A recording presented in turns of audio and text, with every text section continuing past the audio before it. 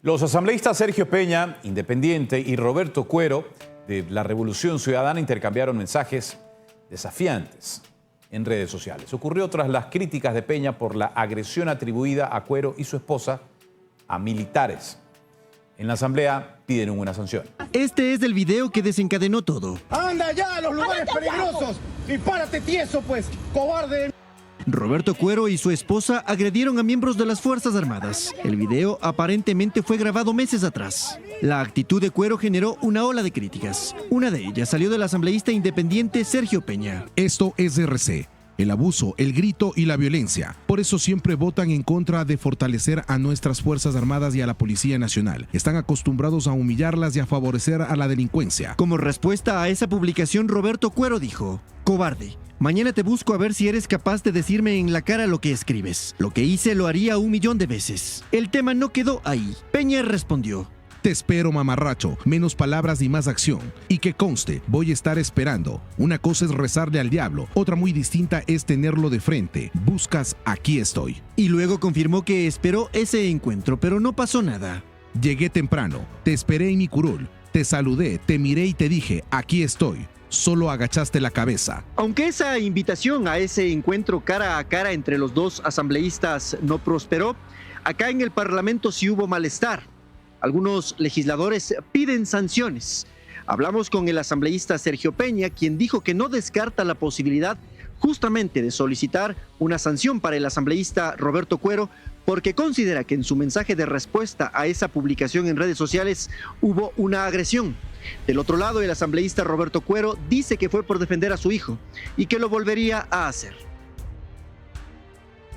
Peña llegó a la Asamblea Nacional muy temprano. Si vas a amenazar, cumple tu amenaza. Búscame, debatamos, tengamos ese intercambio de ideas, porque toda la tarde te estuve esperando. Al final agachó la cabeza y se fue. Dice que Cuero podría enfrentar una queja por agresión y otro proceso disciplinario podría abrirse por lo que sucedió con los militares. Agredir a nuestros militares es darle un mensaje negativo a los ecuatorianos y a los delincuentes, por lo cual no puede quedar así. Él tiene que irse a su casa a descansar, tiene que ser suspendido. Roberto Cuero publicó un video en redes sociales. Dice que actuó así por defender a su hijo. Nos llamó nuestro hijo, que lo habían bajado de la camioneta, lo habían golpeado. Salimos con mi esposa en chanclas, como estábamos, en short, con camiseta, obviamente a defender a nuestro hijo. Y créanme, se lo digo con toda firmeza, lo volvería a hacer 1.000.000 de veces. Añadió que lo que sucedió no influirá en la postura que adoptará en el análisis de leyes que topen temas militares. El tema podría pasar al Comité de Ética de la Asamblea Nacional si la queja es presentada. El sistema judicial ecuatoriano enfrenta desafíos estructurales, como se conoce y se ha venido hablando desde hace muchos años.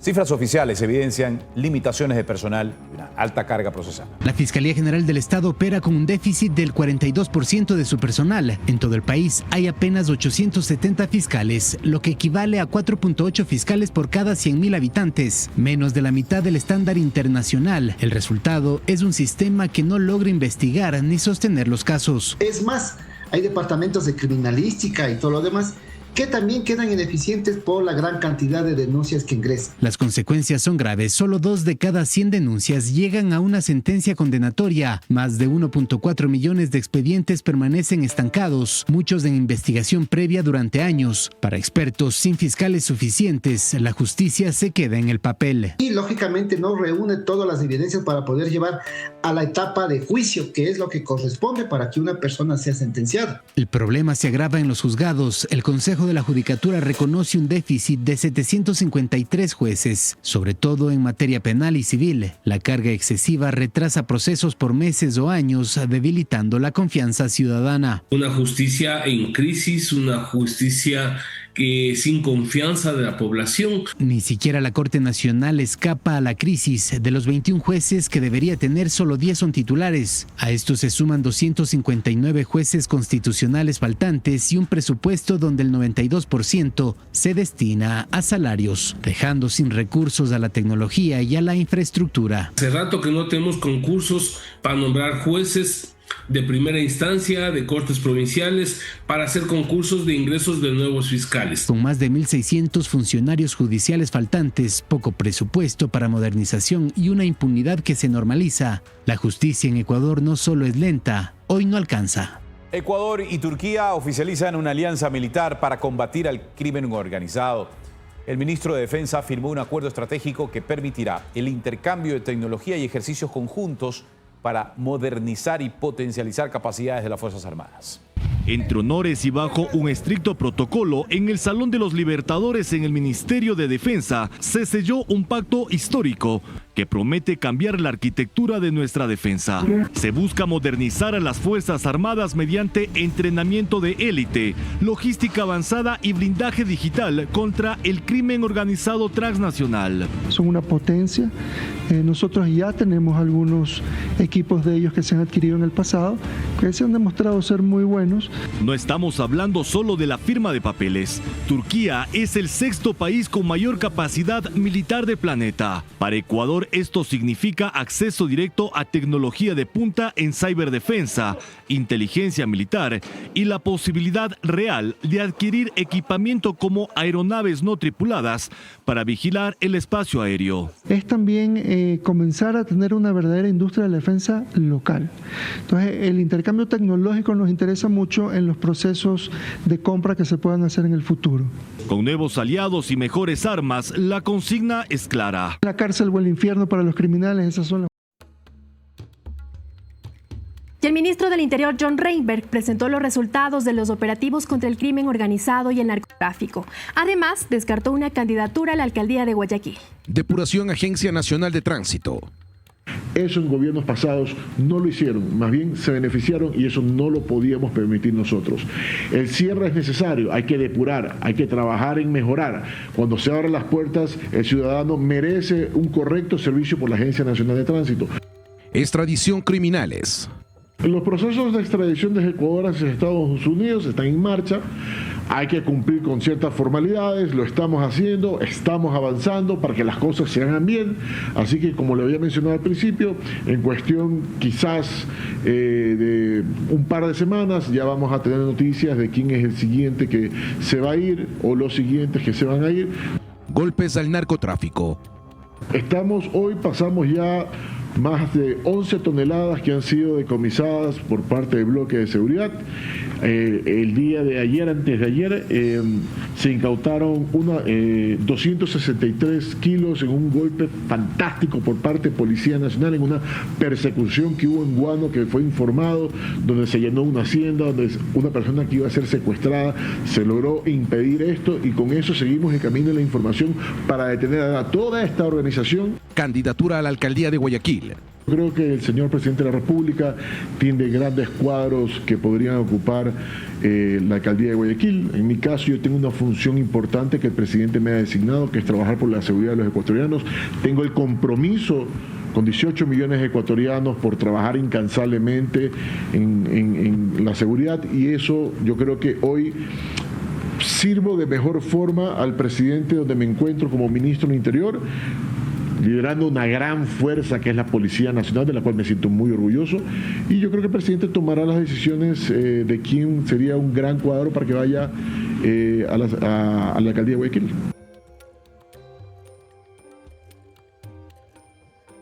El Tribunal del Caso AAA detectó anomalías con los certificados médicos presentados por los abogados para diferir las audiencias del pasado 24 de diciembre del 2025.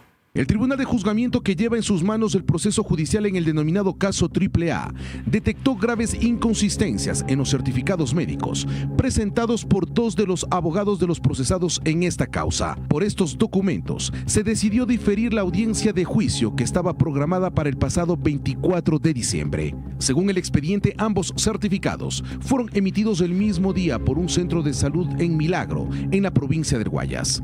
El uno diagnosticando una supuesta neumonía bacteriana con 19 días de reposo y el otro por problemas inflamatorios en los maxilares con 2 semanas de descanso médico. Esto ha generado rechazo por parte de la Agencia de Regulación Hidrocarburífera, quienes son acusadores particulares en esta causa.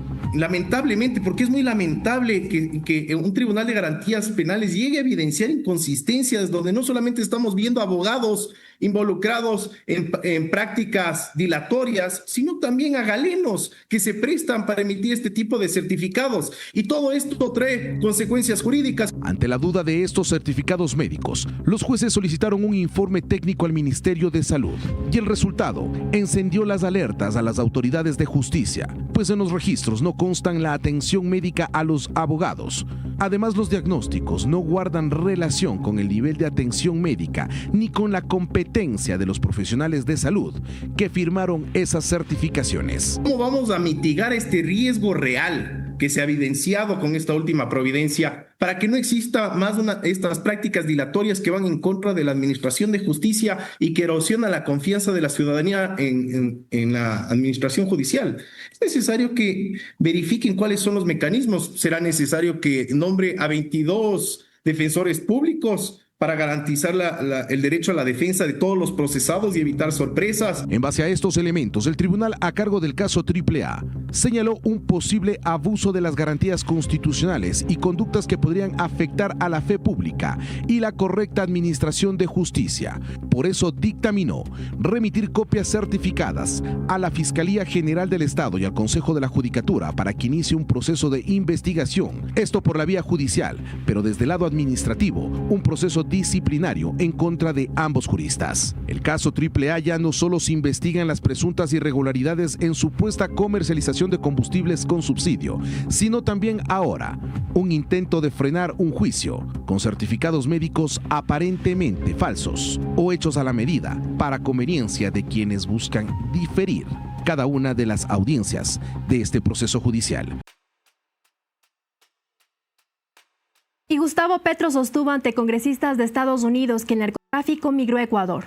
Para expertos en seguridad nacional, el presidente colombiano solo intentó deslindarse de responsabilidades.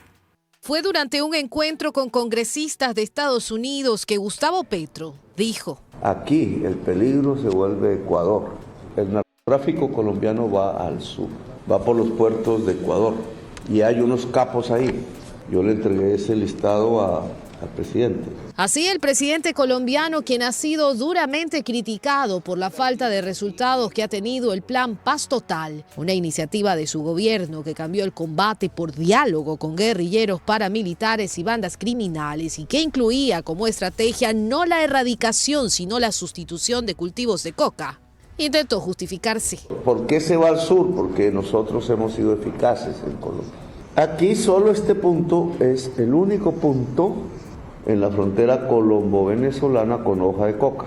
Está en azul porque no son nuevos cultivos, vienen de atrás. Para expertos, Petro solo quiere lavarse las manos. Gustavo Petro está eludiendo responsabilidades que son las de él. Si la droga se produce en Colombia, él tiene que cuidar la frontera para que esa droga no venga al Ecuador. Ya no hablan de 2.400 toneladas, están hablando de sobre las 3.000 toneladas. Y el 75% de esa gran producción de cocaína pues se redirecciona hacia el territorio ecuatoriano. Por eso es que la preocupación del gobierno está en tratar de frenar este desbordamiento de cocaína que viene a ese territorio ecuatoriano. Ese fácil tránsito de la droga, señala Mario Pazmiño, ex jefe de inteligencia militar ecuatoriana, es culpa de la falta de políticas de seguridad fronteriza de Petro. Esto se origina porque no existe una presencia militar y policial colombiana en la frontera que impida que esta droga se comience a desplazar por la frontera. Lo que acota Bayro San Miguel, consultor en seguridad nacional, ha llevado a Ecuador a tener que triplicar costos y esfuerzos. Limitamos no con Colombia, sino con grupos irregulares y narcotraficantes. El Ecuador está haciendo tremendos esfuerzos en las fronteras con los militares, policías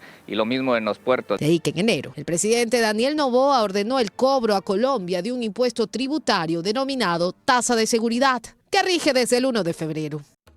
Leonardo Cortázar llegaría en los próximos días a Ecuador. En su contra pesan varios procesos judiciales, entre ellos el denominado caso Encuentro. Le contamos quiénes y cuáles serían sus nexos en el país. El anuncio sobre la extradición de Leonardo Cortázar al Ecuador lo hizo el ministro del Interior, John Reinberg. Y hoy ya hemos sido informados de que se ha aprobado, ha salido la solicitud favorable para la extradición de Cortázar acá a Ecuador. Se ha dispuesto que la oficina de Interpol Ecuador, 2 miembros de Policía Nacional viajen hacia Panamá para que hagan los trámites correspondientes para ya poderlo traer. Cortázar es uno de los procesados en el denominado caso Encuentro, en una investigación que destapó una presunta estructura de delincuencia organizada enquistada en el sector público. Junto a él en la misma causa aparecen procesados Danilo Carrera, cuñado del expresidente Guillermo Lasso, y que por ese delito fueron sentenciados a 10 años de prisión por delincuencia organizada. Tienen terror de venir a la cárcel del Encuentro, no es el único, José Serrano es otro, que están haciendo el intento obviamente para que no vengan a pagar en el Ecuador por los daños que han hecho acá. Pero una vez más estamos demostrando que no vamos a descansar hasta que todas las personas que han atentado contra la seguridad de los ecuatorianos, que han atentado contra los ecuatorianos, vengan al Ecuador y paguen por lo que han hecho. Pero el nombre de Leonardo Cortázar también aparece en las declaraciones que Daniel Salcedo dio sobre quienes formaban parte de su equipo y que habrían tenido una estrecha relación para los negocios ilícitos en los cuales estaban involucrados, según sus declaraciones. Cuando muere Fernando Villavicencio es porque efectivamente Fernando Villavicencio empezó a darles duro a todo ese equipo que ya se había peleado conmigo. Éramos un solo equipo, Naim Mazú, éramos un solo equipo, Javier Jordán, éramos un solo equipo, Ronnie Aliaga, éramos un solo equipo, a Pablo Mendoza, éramos un solo equipo, Leonardo Cortázar. Pero los nexos de Leonardo Cortázar también van más allá, pues él aparece en la conocida fotografía de la piscina en Miami, junto a Javier Jordán y Ronnie Aliaga. Una imagen que para muchos relata los vínculos personales y políticos de quienes hoy están bajo investigación por las autoridades. El presidente Daniel Noboa anunció el lanzamiento del crédito Emprende Violeta a través de Ban Ecuador, con una reducción histórica de la tasa de interés. El acuerdo comercial con Emiratos Árabes Unidos abre puertas a más de 4.000 productos ecuatorianos, tanto agrícolas como industriales, que entrarán con arancel cero a ese país. También facilita el acceso a otros mercados aledaños. Tras el anuncio del cierre técnico de las negociaciones del acuerdo comercial con Emiratos Árabes Unidos, el gremio productivo y exportador se pronuncia. Felicita al gobierno por haber concretado este logro en tiempo récord, apenas 6 meses, ya que las negociaciones comenzaron en agosto. Y resalta su valor. He leído en redes sociales que hablan de que ya había unas preferencias del 5% con Ecuador, etc. 5% es importante, porque ahora el 75% de los productos del Ecuador van a entrar con 0% de arancel. Y ese 25% restante va a ir con una desgravación parcial hasta llegar a la totalidad en 10 años. Es decir, nos da tiempo para nosotros adaptarnos a estas mejoras. Juan Carlos Navarro, presidente del Comité Empresarial Ecuatoriano y de la Cámara de Industrias del Guayas, destaca que el acuerdo abre una gran oportunidad para productos no convencionales. Este tratado CEPA abre la puerta a más de 4.000 productos, no solamente para los tradicionales. Creo que es un mercado que puede dar para algunos productos de la pesca fresca, enlatados, sin duda, semi-elaborados de cacao, por ejemplo. Hay una industria un poco creciente con el famoso chocolate de Dubái, en donde Ecuador podría tener algún tipo de participación. Y facilita el acceso a mercados aledaños, acota Daniel Legarda, quien estuvo al frente del Ministerio de Producción y Comercio Exterior y de la Federación Ecuatoriana de Exportadores. Es la proyección que puede dar a través de las herramientas que están en el acuerdo para una proyección no solo hacia Emiratos como tal, sino a los países del Golfo y del norte de África, ¿no? Dubái en particular es un hub bien conectado logísticamente, bien conectado comercialmente, y ahí están un poquito hacia donde se pueden desarrollar esas oportunidades. En diciembre, Ecuador y Emiratos Árabes Unidos suscribieron también un tratado bilateral de inversiones que actualmente es revisado por la Corte Constitucional, con el que se busca multiplicar ese casi $1,5 millones que ha invertido Emiratos Árabes Unidos en Ecuador en los últimos 26 años. Más exportaciones. Estamos hablando de más dinero al país, más a las arcas del país y más empleo formal. Este tratado también genera inversiones que puedan venir a invertir acá en el país, invertir en tecnología, invertir en centrales de energía que tanto necesitamos. Eso también genera empleos formales, es decir, es un ganar-ganar. La ex vocal del Consejo de la Judicatura, Solanda Goyes, compareció en el juicio político contra Mario Godoy y señaló presuntas irregularidades en la conformación de tribunales para favorecer a personas vinculadas con delitos graves. La sesión se instaló y de inmediato se produjo el primer cruce fuerte de criterios. Las reglas están aquí claras. El intercambio se dio luego de que el abogado de Mario Godoy, Stalin Raza, solicitara que se aclare el procedimiento para las comparecencias dentro del proceso. Se ha diferido la presentación de la prueba documental. Superado el impasse, los asambleístas escucharon a Solanda Goyes, ex vocal del Consejo de la Judicatura, quien aseguró que se habría conformado tribunales a conveniencia para direccionar sentencias en determinados casos. El tribunal que juzgó a Yesdemir Cerdán y se puede allí analizar cuál es el comportamiento desde el Pleno del Consejo de la Judicatura para favorecer que exista una presencia de un juez determinado o que se lo retire. Sobre la designación de Henry Gaibor, exdirector del Consejo de la Judicatura de Pichincha, señalado por presuntas presiones al juez Carlos Serrano para favorecer a un narcotraficante serbio, Goyes explicó. A mí me presentaron una hoja de vida y la hoja de vida del señor Gaibor es de un profesional, abogado, con experiencia en un estudio jurídico, con un relativo prestigio en el mundo del derecho. Cuando lo presentaron, yo y di mi voto. Quien lo presenta al Pleno es Mario Godoy. Desde la defensa, Stalin Raza sostuvo que deberá demostrarse que esas supuestas presiones fueron ordenadas por Mario Godoy. Entonces vamos a saber si es que el doctor Serrano puede dar fe y cuenta de que el doctor Godoy, porque aquí estamos juzgando la conducta política del doctor Godoy, si el doctor Godoy fue quien influenció al doctor Serrano. Y cuestionó el sustento de las pruebas presentadas hasta el momento. Noticias de prensa interpretadas a través de la argumentación que estuvieron haciendo los asambleístas cuando presentaron esas noticias de prensa. Y estas a su vez a otras noticias de prensa de donde se extraen unos audios que habrá que saber cuál es la fiabilidad. Estaba prevista la comparecencia del juez Carlos Serrano, quien denunció esas presiones, pero solicitó que su intervención sea diferida para realizarla por vía telemática. Y el abogado de Adolfo Macías Villamar, alias Fito, detenido en Estados Unidos, no descarta que coopere con la justicia de este país. José Adolfo Macías Villamar, alias Fito, cabecilla de los Choneros, continúa procesado en la Corte Federal del Distrito Este en Nueva York por 7 cargos por narcotráfico internacional y tráfico de armas que operaban entre Ecuador, México y Estados Unidos. Es la información que fue pública y conocida por parte del Departamento de Justicia de los Estados Unidos. La estrategia de la defensa ha cobrado más relevancia en la fase previa a las audiencias, pues buscan desestimar una parte de los cargos en su contra. Alexei Schatz, abogado de Fito, ha puntualizado que buscará a que el cargo de tráfico de armas pueda ser desestimado ante la justicia norteamericana. Entonces, mi concepto, mi plan es de tratar de negociar el mejor acuerdo posible. Pero no, mi cliente no es culpable de todos los cargos. Es súper difícil de pelear este tipo de caso. El gobierno tiene evidencia, informantes, grabación y, el perfil de mi cliente es, alto en la prensa. Fito se encuentra detenido en el Centro Metropolitano de Detención de Brooklyn, en la ciudad de Nueva York, una de las prisiones federales más estrictas de los Estados Unidos, en donde se encuentran recluidos, condenados y procesados de alto nivel, entre ellos el Mayo Zambada y hasta Nicolás Maduro. La estrategia de la defensa de alias Fito no solamente se basará, según lo que ha dado a conocer, en poder desestimar uno de sus cargos, sino también no descarta hacia el futuro abrir una puerta hacia negociaciones o cooperación con la Fiscalía norteamericana. El señor, obviamente, el señor tiene contacto en el pasado con muchas otras personas, pero mi estrategia es inicialmente de pelear uno o dos cargos y después tratar de negociar.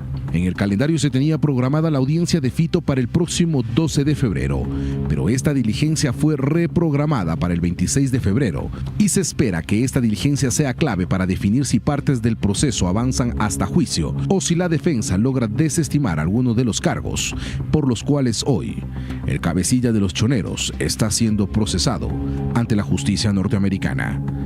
Daniel Noboa lideró la mesa redonda New Ecuador High Level de la Cumbre Mundial de Gobiernos 2026 realizada en Dubái. El mandatario presentó la visión del nuevo Ecuador como destino confiable para la inversión extranjera.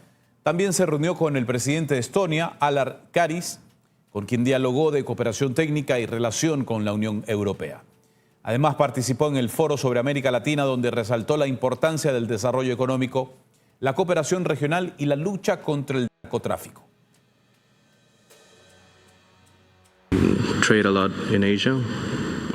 Comerciamos mucho en Asia. Nuestro segundo socio comercial más grande es China y nuestro tercer socio comercial de manera independiente es Rusia. Creo que Ecuador es muy compatible con el Golfo. Podemos trabajar juntos. Somos exportadores netos de alimentos. Producimos 9 veces más de lo que podemos consumir. Tenemos fuentes de agua natural en términos de compatibilidad. Somos un gran socio para los Emiratos Árabes Unidos y el Golfo. Estamos peleando una guerra interna por 2 años, una guerra contra el narcoterrorismo, y la peleamos a diario. No es una guerra porque hay un consumo interno, es una guerra basada en el consumo externo. No somos productores de cocaína, más bien es un contrabando por las fronteras desde Colombia y desde Perú. Estamos peleando una guerra contra el mal y la minería ilegal. Y creemos que la fuerza del multilateralismo nos ayudará a alcanzar nuestro objetivo, que es ganar esta guerra y darle la paz a los 18 millones de ecuatorianos. Y con el cierre del acuerdo comercial con Emiratos Árabes Unidos, Ecuador alcanzó 3 logros en la relación con este centro de inversión extranjera. Son los resultados de 2 visitas del presidente Daniel Noboa.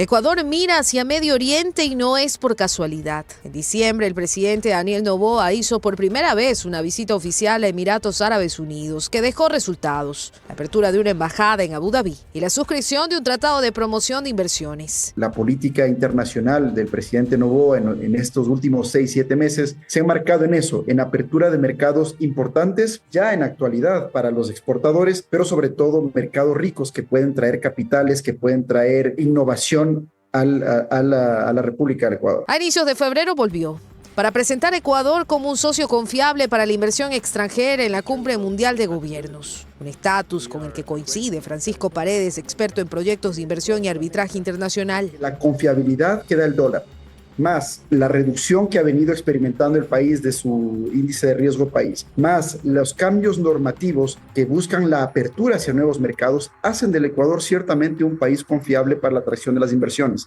Este segundo viaje sirvió además para cerrar las negociaciones de un acuerdo comercial que le permitirá a los productos ecuatorianos entrar con 0% de aranceles en mercado. Es decir, no fueron vacaciones, ni visitas protocolarias, sino parte de una estrategia que buscaba captar a un socio importante, posicionado como uno de los principales centros financieros y de inversión del mundo. Es un mercado que tiene mucho dinero, pero a su vez también tiene una particularidad en función de los intereses nuestros. Somos complementarios. Nosotros producimos, por ejemplo, alimentos de buena calidad y en buena cantidad que les podemos vender a ellos, que ellos, como son zonas desérticas y todo, no tienen eso. Y ellos, explica Bruno Leone, presidente de la Cámara Nacional de Pesquería, pueden facilitarle a Ecuador tecnología. Nos puede proveer de herramientas, por ejemplo, para un mejor control y manejo de las medicinas para la salud pública, un mejor control para la seguridad, un mejor control para el manejo de los puertos. En un contexto global competitivo, Ecuador apostó por abrir las puertas. Critican al presidente porque se va de viaje, pero esa es la forma de poder contactarse con la gente, sentarse en una mesa y tratar de llegar a un acuerdo. ¿Cómo eso le beneficia a la gente? Por ejemplo, si podemos traer un buen sistema de control y vigilancia para mejorar la seguridad, eso se va a notar al día siguiente. Si podemos traer inversiones en áreas estratégicas, eso se va a notar porque va a crear fuentes de trabajo.